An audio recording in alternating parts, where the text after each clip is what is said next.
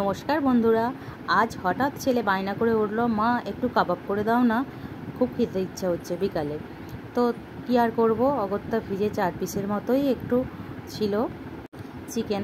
তো ওটাকে কি করব, আর সেদ্ধ হতে বসিয়ে দিলাম, নুন আর লেবুর রস দিয়ে দিলাম। আমি এখানে 4 পিস আছে বলে বেশি লেবুর রস দিইনি, আধখানা লেবুর রস দিয়েছি। এরপর নিয়ে নিয়েছি কয়েক টুকরো রসুন, পেঁয়াজ কুচি আর আদা।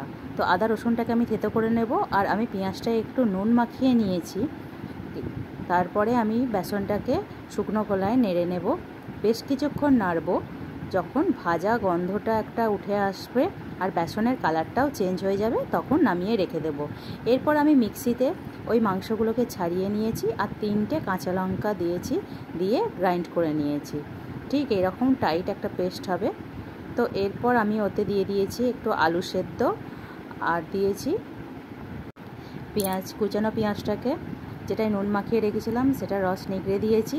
এরপর দিয়েছি আদা বাটা, রসুন বাটা, যেটা আমি থেতো করলাম ওইটাই দিয়েছি, জিরে গুঁড়ো, ধনে গুঁড়ো, আর ভেজে রাখা বেসনটা আমি একটু একটু করে দিয়ে মাখিয়ে নেব। এরপর আমি হাতে একটু ঘি মাখিয়ে নিয়ে এরকম গোল আকারের আমি শেপ করেছি। আর আমি এটা করব খুবই কম তেলে, কেন ছেলেদের তো বেশি তেল খাওয়ানো উচিত নয়, বাচ্চাদের। তো এটা অল্প তেলেই আমি করব। তো আমি মোটামুটি সবগুলোই বানিয়ে নিয়েছি, তেলটা গরম হতে দিয়েছি।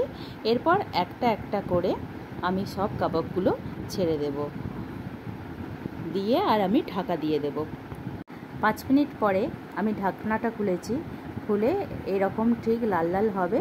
তো আমি একটু একটু করে উল্টে দিলাম সব কাবাবগুলোকে, আর এটাকে আমরা ভাজবো 5 থেকে 7 মিনিট ধরে। ঢাকনা দিয়ে দিয়ে করলে ওটা সেদ্ধটাও ভালো হবে জিনিসটা, আর জিনিসটা খেতেও খুব সুন্দর হবে। ঠিক এই রকম ভাজা হয়ে যাবে। তো এরপর আমি তুলে নিয়ে গরম গরম সার্ভ করলাম। ছেলে তো খেয়ে খুব বেজায় খুশি।